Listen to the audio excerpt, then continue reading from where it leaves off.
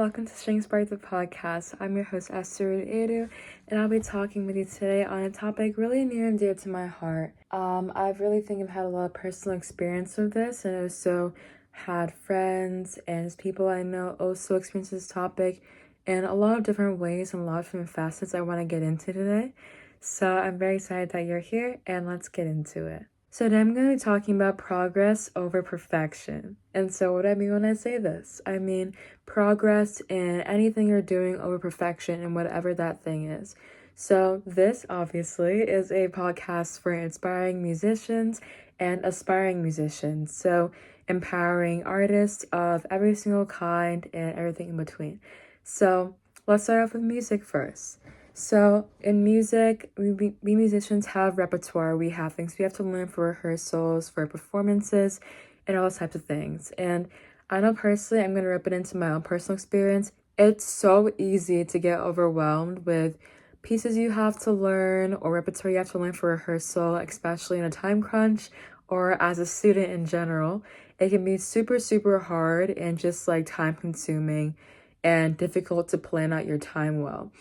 And I know that I'm definitely a perfectionist. Like, I am a perfectionist, 100%. Like, definitely a perfectionist, and I don't think that's healthy. And honestly, I feel like being perfectionist is so often, like, joked about, Like, it's like, oh yeah, I'm a perfectionist. Like, haha. But, like, literally, it's actually, like, not a good thing. Like, it's actually not a good thing. Like, why am I actually realizing this is actually, like, not a good thing? And I think that's led to me having more of like an all or nothing mindset more than anything when it comes to not only my music, but also my schoolwork and just everything that I work at. So all or nothing mindset, that's basically just like, and so don't mind this little cute succulent I'm using as my microphone because I don't have one yet. But anyways, yes, for example, let's rip into music first. So I do have a piece I'm currently working on for youth orchestra that's very difficult and it's not easy. And with past pieces, I have always stretched long hours practicing, got burnt out, took a break from practicing, came back, kept doing long stretches, and just seeing my progress not go up as I wanted it to and not as consistently as I wanted it to either, which just made me so frustrated in rehearsals, feeling like I'm not improving. I'm putting in all these hours in one day or the next day, and I'm just seeing minimal returns on my efforts, even though I'm practicing so much, it feels like, compared to what I'm trying to do now. So while I've noticed that going long stretches of long practices and things like that does give some sort of return in the short run, it's as a musician or artist, your goal is reflexivity with your craft. So what do I mean? So if you're an instrumentalist, when you get on the stage, you want to be able to reflexively perform what you've been practicing and rehearsing. You want to be able to be expressive and free with it, not having to think of all the technicalities. And that comes from reflexivity, from practice. So if you're going long stretches, like I typically have done in the past, if you're going long stretches of practicing a piece or something like that, and then trying to improve through that, like going small bursts of super long practice sessions, getting burnt out, and just repeating that cycle, it's ineffective. As crazy and as it feels to transition now, as I'm doing, to having more consistent bouts of practicing that last significantly less long than my typical practice sessions, but are more frequently repeated throughout the week, I'm noticing I'm getting better in my personal goals as a musician.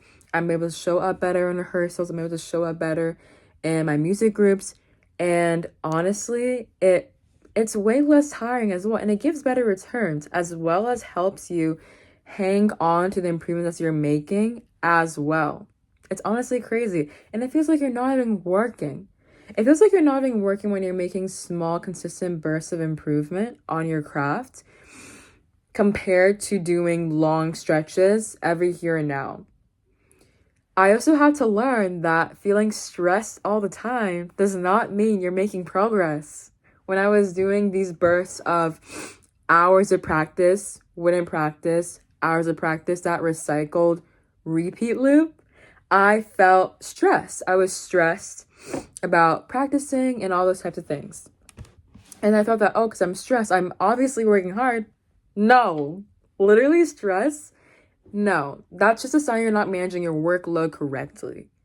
And so don't take stress as a sign that you're working hard and doing something right. Actually reevaluate what you're doing. Maybe you're doing something wrong.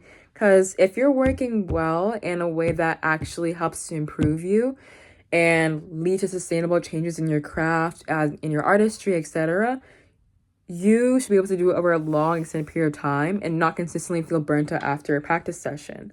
And so nowadays, transitioning from doing long stretches of practice to just small bursts throughout the week, regularly focusing on repetition, getting it in my fingers because I'm a violinist. I also sing as well. So also just whenever I can, practicing what I do, even just for 5 minutes here and there, 30 minutes here and there, 20 minutes here and there. Those add up during the week to hours of practice throughout the week. Those add up. So instead of one practice session for 5 hours twice a week, I'm doing multiple throughout the whole week that help me to actually feel comfortable with what I'm playing and truly get it into my fingers so then I can then get past the technicality portion of my artistry and move on to the expressivity portion. And so honestly, consistency is so much better than perfection. So much better than perfection. And when I practice for those long bursts, I would feel like, oh yeah, I got this part done really well. But the next day, I wouldn't even be able to play it because I stressed myself or overextended myself during one period instead of doing it a little by little at a time. And this can also be extrapolated to academics and stuff like that too. Like I also, this is saying that like the way a person does one thing is the way they do everything. That's completely true, and I completely agree with that because I was the same way with my schoolwork. Yes, I am, or slash was. So, also for schoolwork, and also the reason why it's so hard to stop these kind of habits, because like it does give a certain level of returns, but when you get to a certain point, it's not sustainable anymore. But so yes, in schoolwork, like I procrastinate, I'm a crammer. I do those things frequently, and I have in the past, and it has not helped. Like if I have a test, I will put it off to the last minute, study for lots of hours or however much time I need the night or day before, and then I'll take the test. And oftentimes it goes okay, but I'm definitely burnt out, and that cycle repeats because of the burnout of doing that long stretch of work all in one go for that test. And that just repeats the cycle. And what does that lead to? Not remembering the concepts when it comes to the unit tests. Not remembering the concepts when it comes to doing an overall review for the midterm or stuff like that. That's where my personal problems have stemmed from. Okay? So I've seen it in my academics too. With homework, put it off, last second, turn it in. And honestly, as I'm going up in the levels of my classes and the rigor of my classes and things like that, as well as balancing more things academically than I ever have in the past as a junior in high school now, it's not working. Simply put, it's not working because when you reach a certain level in your artistry and your academic rigor or in anything you're doing that has levels or tiers to it that you graduate through as you progress through said thing, literally, it gets to a point where you need to have discipline and practice consistency instead of consistently cramming or doing stuff like that. Because at a certain point, it will stop working. It might take a while for it to stop working, but it will eventually stop working. And I know I love my mom, but my mentors in my life, everyone's told me, Ashley, you need to stop procrastinating. This is not working for you. But I'm like in my head, which is, listen to your mentors. It's not good to always trust yourself. Definitely one of my faults. But yeah, yes, I definitely have received comments saying like, Esther, like split up your work, make it more manageable. Never listened because I thought, oh, I'm still getting results. But when you hit a certain level, you will need to start to develop the skills of splitting up work, chunking work, and doing consistently little by little at a time to get a favorable end result. And you'll get there with much less stress, much more creative freedom if it's art related, and just overall a sense of accomplishment, and also sustainability to be able to continue to do what you love. Because also, it takes the joy, cramming and procrastination takes the joy out of what you do as well. And, when I was a kid, I also always enjoyed school. I've always enjoyed learning about new concepts and just the world in general. But I found that as I've gotten older, especially this year, school has become really draining for me, if I'm going to be so honest. But honestly, I don't think it's more so the content or the rigor of my classes that's making it draining. If anything, I think what I'm learning now in school is actually really interesting.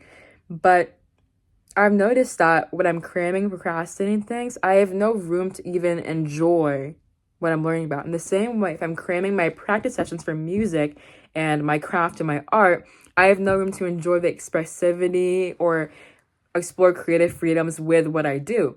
But when I take time, for example, my bio exam, when I take time to learn stuff over 2 days, 3 days, even 4 days, just little by little, 20 minutes, 10 minutes, 15 minutes, I'm able to be explore different nuances of what I'm learning and even go above what my teachers taught me. And so doing that, it helps you find joy in your academics, your music, find more creativity, expressivity in that. And I think honestly, yeah, all or nothing mindsets, cramming, procrastination, it's not sustainable. It's not sustainable. It does work. It does work to a point. And so I really thank you for trying to go to that next level, and anything that you're doing, that it's super important to prioritize progress over perfection, to work in small bursts here and there consistently over a spread of days, weeks, months to achieve your big goals instead of overextending yourself in just one period. And so I just hope this podcast really sheds light to something that maybe you've been going through and noticing in yourself. And I just hope it helps anybody listening, because I know that I definitely learned this concept or lesson the hard way. So I definitely hope this helps anybody listening. And I just came up with them for a short episode. And I just hope that this is helpful, that it's insightful, and prompts just any self-reflection, because I think it's super important to think about what's working, what's not working as we try to progress and be better every single day. So yes, I just hope this helps. So thank you guys for listening to this episode. I hope you enjoyed it. Please feel free to follow us on Instagram at string.spark on Instagram. We also post in there quite frequently with stories and fun polls on our story as well. So definitely keep up with us on there. And I will see you again very soon, as well as bringing on other board members of String Spark onto the podcast as well. So I'll see you guys soon. Bye-bye. Thank you so much for listening.